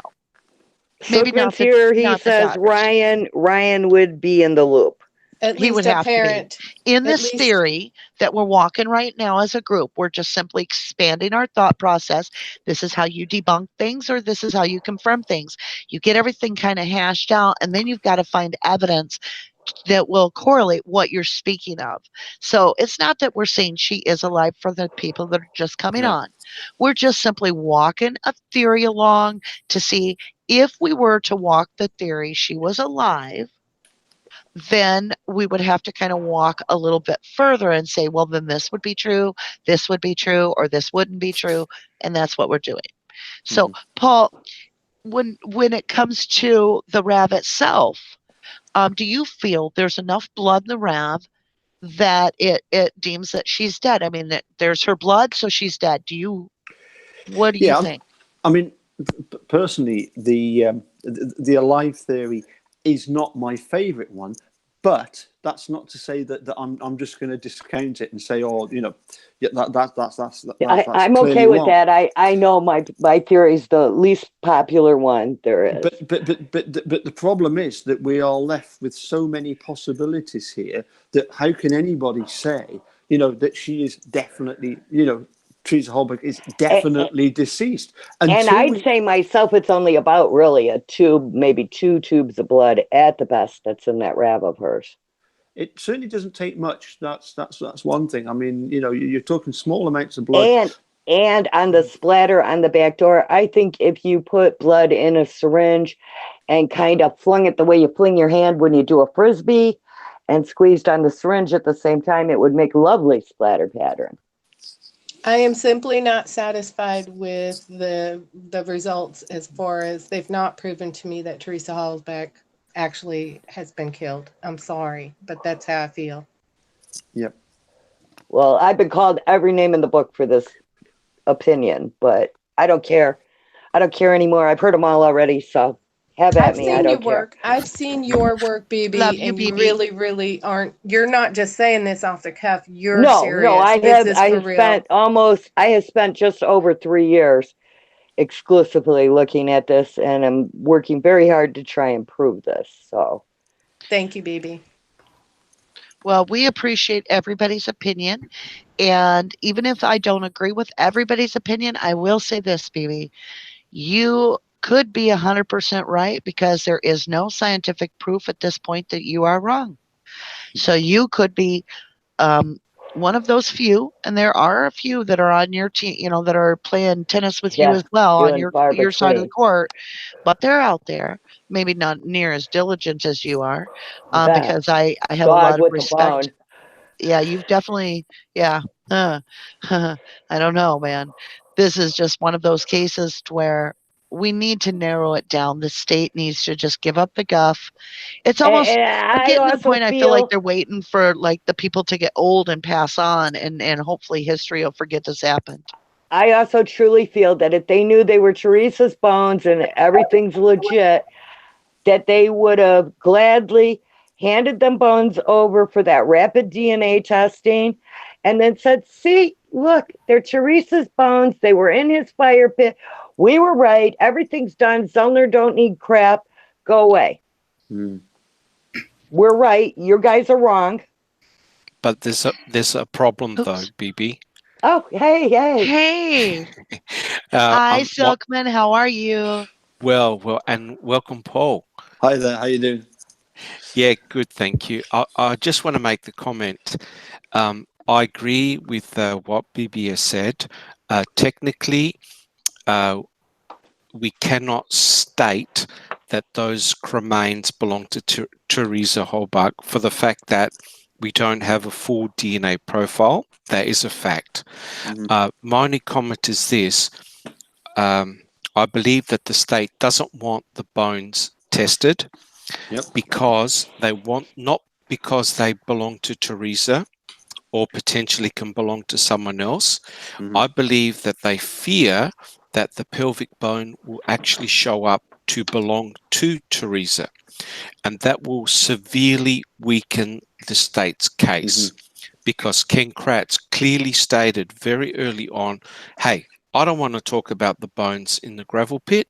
They may be human, but we do know that Eisenberg was not the first person to have examined those bones. Dr. Bennett did on the 8th, and he concluded that the pelvic bone belonged to an adult human female. So they knew on the 8th that someone had been murdered and burnt at the Manitowoc gravel pit. This presents a huge problem for the state. Do you guys agree? Well, Yeah. I Paul, do. what do you I feel? do. What do you feel, Paul? Yeah, I mean, clearly there's enough to suggest that, you know, if you've got these piles of bones, cut bones, charred bones, something's happened there. I must admit we've got a lot of fires going on in various places, but definitely one of them seems to be in the Manitowoc gravel pit, and certainly if you go along with this scenario, the most likely one that she was flagged down Cuss Road. Was it by Bobby or Scott, or was it some part of law enforcement? You know, Yeah. it's definitely the scenario that I think that Kathleen Zellner is presenting in Making a Murder number 2. That would seem to be the most likely. And who are we to argue against Kathleen Zellner? Having said that, she obviously needs to present a case, and that's obviously something that she's happy to put on film. One wonders if she's maybe aware of other scenarios that she's maybe not so happy to discuss on a TV program. Yeah, good point. Right. Good point. Well, I'm sure she's holding all her good cards. Well, Yeah. I would if I For were her her, and mic she's drop, smarter than for I her am. mic drop at the end, you know. Well, if Yeah. Zellner was a chess player, she would be one of the top chess players, and I believe that she has a strategy that is played the way that and she's let us all know that we're not looking at the same evidence. She has a lot more evidence than we do and access to it. Yep. However, what has very much puzzled me, and I'm going to keep squawking and quacking about it. And yeah, I said quacking because I'm a duck. But I'm going to keep saying it. Michael's material quarry. Michael's material quarry. Long bone, flesh attached. Not in 1 or 2 reports, but in 3. The minute they find it, they release the Avery property back to the Averys. Oh yeah. They find that. They all meet somewhere right at that little makeshift trailer they've got as headquarters on the Avery Road. And the minute they find that bone with that little tiny bit of flesh on it, They're like, all right, game over. Let the Averys back. We got what we need. They pack their crap up. They also find a lot of stuff down at deer camp. And that's right in the castle. And we're finding that every day when we read, we're reading more and more. I encourage you, we're going to be doing a movie coming up. Go read. If you don't read anything else in this case, I will put a ducky challenge out there because you will find it very interesting. If you even have the slightest bit of interest, pull up the Casso, go to pages. There's 3 pages. I want you to just take your time. It's very short paragraphs. It says it all. 248, 249, and 250. Go read that. And when you're done reading that, you come back and tell me where that bone went that had the flesh. And why would they go to that level? Like, case done. It was like a stall point. They're like, regroup, let's pull out. And after that, you get that on the 12th. And if you want to even get a little bit more into the case, back up 2 pages. I think it's 247. I think it's somewhere in there where they report they find their first bone. And guess what the date is? The 12th. So if we have Dr. Bennett on one report and we have Dr. Eisenberger on another, did I call her Eisenberger? Can Yeah. we do that? Can we do that? All right. Sure, why not? She's now Eisenberger, guys. So Dr. Eisenberger and Dr. Bennett have both made reports that they have viewed, well, Bennett for sure, human bones. Possible bones will give for Eisenberger. But they're both supposedly looking at bones on the 8th. But yet we have all the crap happen from 246 to 250 in the Casso. And we find our first bones on the 12th. We find the long bone that's got the tissue, well, flesh, quote unquote, attached in the Michael's material area. We find 3 other piles in other areas. And guess what? They find a whole burn barrel and the contents of said burn barrel with bones in them from the deer camp on the Randit property. But what's interesting, in that exact Castle report that they're reporting this, they use words to confuse you because they state that the arson teams showed up at the Avery property. But then they say the first thing that they found was from deer camp at the Randit property. And then they say the last 2 items that they found were also at deer camp and at the Michael's material quarry. And that's where you find the long bone with the tiny bit of flesh. Now, when you get into the testifying, guess what? He was asked where the bone went. Where did the bone, this is from the defense, where did the long bone with the flesh attached go? He said, I entered it into inventory, checked it in, and apparently it got lost. How convenient. But none of that happened till the 12th. So what in the world are we doing here? Did they really find all that stuff quite a bit earlier and just put the 12th up there? Because if we're going to go ahead on all these reports and call them typos, was the 12th a typo again? No. Yeah, far too many typos, aren't there? You can't. Yeah. Yeah. So You don't either make they're that many. really, really bad at their job or they're lying. The latter. So Paul, when you've done your study on the case and the way that you've kind of interpreted the case, I've heard you lock in on Bobby and Scott, and I'm with you on that actually very strongly. But what was it that really has you, like, no matter what anybody said to you, you would pull that card out about Bobby and Scott and say, but explain this to me. Is there something like that on Bobby and Scott with you, or is it just an overall, like, added it all up and it just all adds up too strong for the case, adds up strongly pointing to them? Where did you come up with the Scott and Bobby? Where'd you lock in at? It's, as I say, it's the number one in a list of possibilities, and I think certainly for me, I've got to try and keep an open mind and not sort of locking on one. As I say, it's number one on the list. I suppose what's most suspicious for me is the fact that they're alibying one another, and that's just Well, and one alibi not checking out. well, So, yeah, yeah. it's the fact that Stephen Avery's innocent. He doesn't try. He never tries and says, "Oh, it could have been that person. It could have been that. It could have been that." Yeah, okay. His defense lawyers, they have to say, they have to come up with all these Denny suspects, people that had the opportunity, at circumstances that they could have done it. But Stephen never says, "Oh, it's up until now." Up until now, when in the motion, he actually says Bobby and Scott. So that's why they're top of the list for me, certainly. As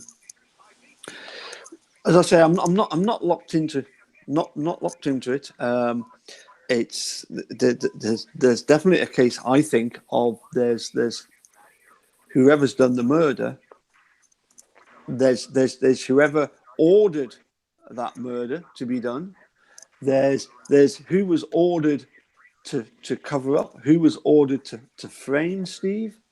There's to me that there are a lot of questions that we still need to get to, which I'm confident that Kathleen Zellner is definitely going to get there. It's this whole case is going to start falling apart. Well, it already has done. We've seen that with the handing over the bones, and then Mark Williams getting so freaked out, he ends up phoning the wrong phone number. Yeah. Again, whether that was deliberate or not, I don't know. Oh, I suspect it was absolutely deliberate, because of the way that it introduces the thought of them pretending not to know anything so that they can claim, in my opinion, I didn't know anything about it. I'm innocent. So that's just my thought. But I don't know. It would be really hard to butt dial someone unless you had them just have dialed them or had them on speed dial. Otherwise, I know if your number's buried in my phone somewhere, it's going to take you 5 minutes to pull it out. Yeah. Listen, guys, it's nearly 3 a.m. here. So oh Lord, have mercy, Paul. I'm going to have to bow out. But it's of okay, course. I don't start very early in the morning, so I can have a bit of a lie-in. I forget that we have such a time difference. I apologize. No, you're very welcome. Listen. I've got a question. Of course. And I wonder if anybody out there has been so observant of Making a Murderer Series 2 that they actually know that I make an appearance. You do? Yeah. Do you? I did not know this. Where and how? And if Eric Cozy is still on, he knows this one. Okay. Are you advertising Captain Crunch? Yeah, he told you. No, really? He's in chat and he said, Paul sounds quite reasonable when he isn't having about Captain Crunch. Eric also says one more question for Paul. Yeah. So if you'll give Eric just a few seconds, and he'll give us his question. I will explain. What happened was that when it first came out, Series 2, me and the wife sat down to watch it. After 10 minutes, we have the scene where Mama Avery, Dolores, is talking about all the letters and the cards that she's got received, and clear as anything, you see a pile of postcards, and the one on the top is the one that came from Galashiels. Okay. But you have to look pretty carefully to see it. Right. But it's right.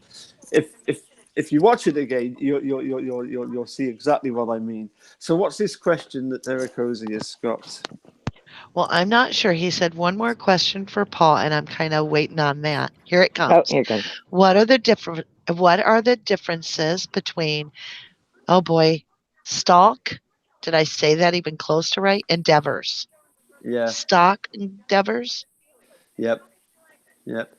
Um, I think actually that Stark is he's a bit of a nerd from what I can make out, but he does seem to be a genuine nerd, whereas of course Divas was Drain Diva was also a bit of a nerd, but he'd got this ego about him, and he was actually one of these people that actually seemed to take pleasure in lying on the stand and lying about stuff just to try and secure a conviction.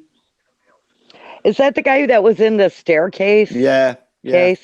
yeah, The FBI agent that lied about his yeah. qualifications? He was actually, it was a strange one because he was actually in what they call an SBI, wasn't he? He was a State Bureau of Investigation, but I know what you mean. He was like an FBI.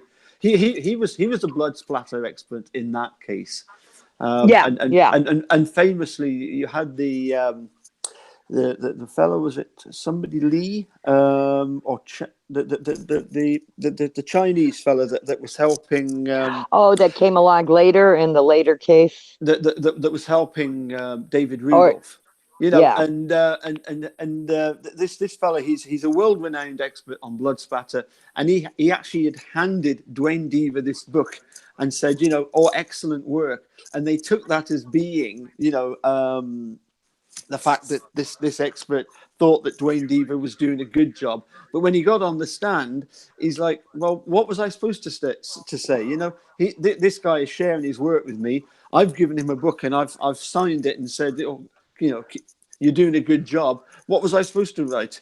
You're lousy," and tell him the truth. It was just his Chinese sense of politeness that he wasn't going to write something nasty about Dwayne Deaver. But no, the guy is, well, he was responsible for getting people wrongly convicted, wasn't he? And yet no comeback on him. No. Yeah, they never seem to get in No trouble. sanction. This, Yeah. and it's like, this is one of the things that I have chewed over a lot is deterrence. Do long sentences, for example, does that deter people from crime in general?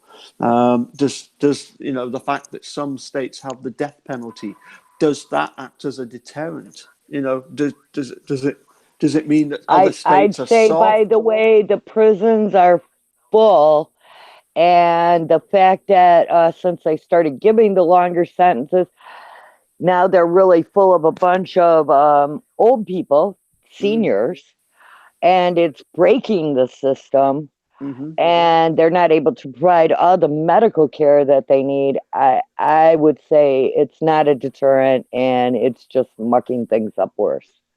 Yeah. So I'm not sure that deterrents work.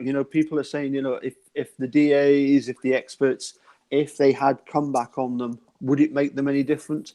It would possibly make them even worse, because they would be even more determined, if they're doing anything wrong, to make sure that they're not found out. It's Yeah. it's something that does chew over in the mind here. What? I think the system's very broken and needs to be overhauled. Well, and there are And not, I think the private prisons are a really bad thing. yeah. These Um, privately owned. Mm, I do volunteer at a rehab where the lesser criminals, they basically are drug charges that are where they've went through rehab and so forth, and they've served their time, but there's a transition when they get out of jail and they go to a building that's, they can't leave the building, but there's not the regulations and so mm-hmm. forth. A lot of Like a them, halfway.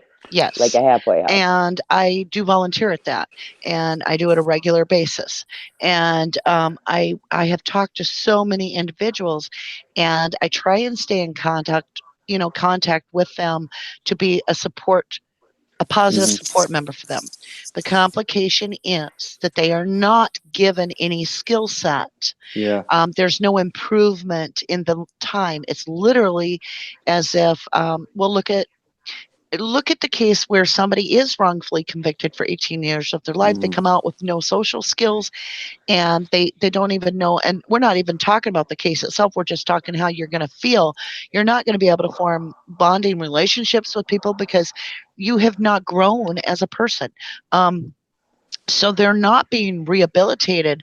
They basically are being frozen in a timeline and pulled out of that reality where it's a society based on this.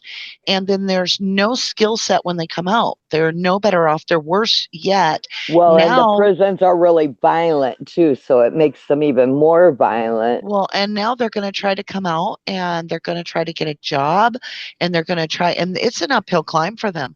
But I think if there was more education and opportunity with even doing something like making them have gardens, and they have their own garden, and they're supposed to. So what if they have to use, their own hands instead of tools? Whatever. I don't want to get into the politics of, well, then they'd have a weapon. It's called a shovel. No. I'm just talking about if they felt productive and they felt like every day they were there, it was teaching them something that's going to give them an upper leg to rejoin society on a level that we're safe. We would see a much better outlook. But it all boils down to stopping it from the first place for a wrongful conviction, and to keep criminals off the street. And how we have to do that is know who the real criminal is, and we won't get a wrongful conviction is wrong twice. Because what that means is the wrong person went to jail, and the real person that was supposed to go to jail is free to do what they want, including continue to kill, rape, and murder. Well, that's two things, but Yep. Funny enough, I baited Robert Herman a bit with this, and I said to him, you do realise, of course, that you have done Brendan a huge favour because he would have left school without his high school diploma, but by locking him up for 10 years, you've actually guaranteed that he's had to study and get his diploma. But do you not think now, 10 years later, it's about time you let him out because he didn't actually do anything? But he wouldn't raise to the bait of me saying to him, I think you've done a good job there, Robert. That's good. I think you should try and make that as part of your mandate. There in Manitowoc.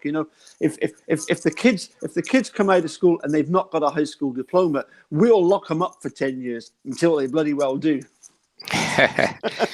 Yeah, that was Well, Paul, horrendous. I know it is. I know that you are very, very tired. I want to let you know. And you had a Thank you. big day at a castle today. Well, yes, Yeah. gigging at Dalhousie Castle, which is a Paul, 13th thank you for century making castle. so much time for us today. Oh, I you're really welcome. Yeah. appreciate it.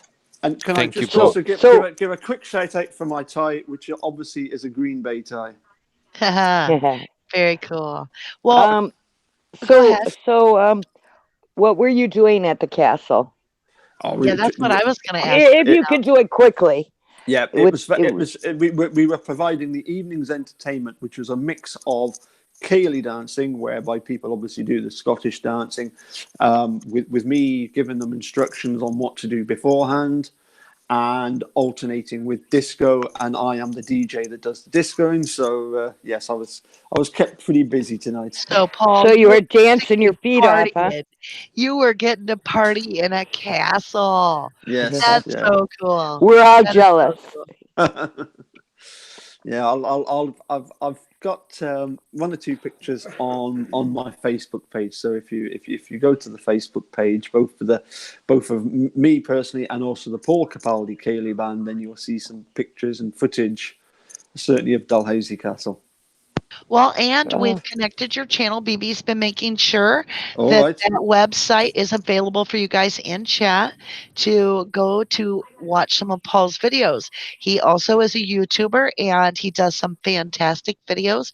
And we appreciate him coming on here with us. And Paul, Yes. if you ever want to chit chat again, you just hit me up. This has been Yes. Yeah. fantastic. Absolutely. Yeah. Yeah. I Hopefully mean, not at 3 in the morning for you. Yeah. I apologize for it being such a late hour for you. well, to be honest, it's not that bad because by the time you get home from a gig, if you've been working, and as I got back, sort of just after 1 o'clock, you can't then just suddenly go to bed, Right. and fall Wind down. asleep. Yes, exactly. I've had a coffee. I'll go back upstairs, and make my way up to bed. But don't worry, I don't actually start tomorrow morning till at least 11 o'clock. So Oh, that's Well, good. so you helped me complete. I have a bucket list. When I yeah, turned 50, I created my own little mental bucket list, yeah. and one of those items on the list was to be in a live with people that I have watched for a while. And you're one of those individuals. I personally enjoy watching your lives. Thank you. Enjoy watching everything that you do, and I highly recommend. Um, any of you that have the opportunity to go over and use that address, check his channel out, you will not be disappointed. It's And not you only is it informative, but very fun. I love and Yeah. that you you're actually positive. helped her cross 2 people off that list in the last week. Yeah, because I got to be on with Eric Cozy, and that was amazing. So, Yeah. Yeah. yeah, you have made my week very, very wonderful, and I needed that this week. It's really Yeah. been a pleasure. Thank you. Well, Rubberducky, we've had certainly on that channel, on that video, we've had lots and lots of really good comments, and Wonderful. you get the comments from people that have posted the comments, but you also get the ones that are not public, and they're just as good, So yes, That's fantastic. thank you for joining us, and yeah, we must do this again. In the meantime, I will keep watching your various videos, and I look forward to another one from Dr. Silkman. Oh, and that one is coming up. He Yeah, Yeah, has he Dr. Silkman has a splendid video coming out. I'm yeah, very, very excited. It is a lot about DNA, and it uh-huh. also talks about another item in the case. So we'll leave you kind of guessing what that is, but it will be well worth the wait. yeah, Uh-huh. it would have already been out, but he took the flu shot and got sick, so yeah. Yep. He's He just now sounded recovering. terrible. I felt so Yeah. bad for him. And he was Dr. Silkman, his voice was changed because he was so sick. And he would come on to Discord to tell us I'm still working. I'm like, go to bed. He's like, but I'm gonna finish this. And we're like, go to get rest. But he is feeling a lot better. So Good, Big good. Jeff is talking about oh, asking Dr. Sookman if he had seen Zellner's tweet today. I Big missed that Jeff, too, Jeff. tell us what the tweet said. Yeah, Jeff, you should tell us what the tweet is. Or Yeah, I anybody worked tell a us. 12-hour day today, so Yeah. yeah, I missed it too. Yeah, share, Jeff. We've all put him on the spot now. Yeah. Share, share, share word mantra. Okay, He's like, we can't link stuff to this. Right, right, right. okay. I'll catch you later. Yeah. All Cheers. right. Yes. Cheers. Thank you so Yeah. much, Paul. Nighty We'll Yeah. see you night, again Have a good Thank y'all. soon. you. night. Thank you. Thank Good you. night. Yeah, Bye. we're gonna go ahead figure this out with Jeff on what Zellner tweeted. I'm very excited, and then I think we're gonna call it an early evening as well. I think all of us have had so much to think about on this case. It's good to kind of get away from trying to figure it all out. Sometimes to chew on some of what has been gone over as well. Um, I know that the mini ma'am, it looks like it's about a lot of legal stuff, but the stuff that's in the mini ma'am this week, number 2, is very vital because it's just about the background, the foundation, but it's going to make so much sense when you see the next video. So you might want to wait maybe you feel like watching the next video and then you're like me, you kind of backtrack and watch. But I think that even though it sounds all technical, if you give it the whole 15 minutes, I think it's about 14 minutes long. I Big think Jeff you'll says he's going to link it in the puddle room. Oh, good, good, good. Okay, you guys. And if people want to go to the Discord channel and have live chat in the puddle room, I'm sure there'll be some people there. Right. Um, uh, Ducky has other plans tonight, so she won't be there. The evening off, you guys, for Mother's Day and spend time with my kids. So I do love you guys, but I love my kids more. I know that. Yeah, I know. I gotta be honest. I want to Gotta have gotta that do what I balance. want to do with my kids. That's But right. I do encourage you to go to Discord if you're interested, and there will be the live voice chat as well as text chat if you're shy. And Right, and there's also lots of people there at all times researching and yes, working on or stuff. And also, I don't, you can't see me because I don't do the camera thing, but I'm doing the little pointing down motion at the description of the video. That's where you can find the links we're talking about, like the Discord channel and stuff. So if you're into that, I didn't post it tonight, but okay, but it is there. So if you click that, what is going to happen if it's the first time you've ever clicked it, is you're going to click it and it's going to cause a Discord download. And then you'll poof, you're right into a chat room immediately in the right spot with no buttons really to click. You'll be able to chit chat with everybody there and it'll happen in the blink of an eye. So, but yes, Ducky's going to bow out of this one and go hang out with some kids of mine. Well, let me say something before we Yes, get off of please. here. I want to say thank you to everybody and happy Mother's Day to all the moms out Aw, there. And all the support on here is just beautiful. I love everybody getting together and being able to check all of this out. And RD, you've made it possible. So thank you and happy aw. Mother's Day. Happy Mother's Day to everyone. Um, so- Kathleen Sellner's tweet said, "Did Wisconsin prosecutor commit crimes to convict Lori Bambetta? Becca? I can't say it. And Baltimore Post Examiner making a murderer too." And that's what her tweet says. okay, we'll have to dig into that one. Right. Oh, yeah. Ashira, we can talk about the Sicky letter I think you're talking about. That's a great idea. We can make that as a topic, and that'll be a great topic to discuss. Now, I want to tell you guys we're going to have a live guest next week. It's Brandon Maddox, and he's going to play his songs for us live. So Fantastic. shout the word out. I'm excited. And also, he's going to do interview with us, so I'm delighted. I can't wait. This live thing has become really a lot of fun for us to get to have all these conversations. However, my boss decided to change some things up. And so our live chat's going to get pushed a little later than I would like. Normally, not next week. Next week's just like this week. But as we go forward, we're probably going to have to push it up either much earlier in the day or much later, but we'll let you know of the time, okay? So don't despair. We're still going to have our live chats and we're going to try to make it still on Saturday, but I do work Saturday nights till 10. That's US Central Time. But hey, happy Mother's Day to everyone. Um, we all have that ability to really see into this case as mothers how much it feels to know that Brendan hasn't got to come home. So for Mother's Day, I have a Mother's Day wish, and I think I speak for all the Duckies, whether you're male, female, whatever.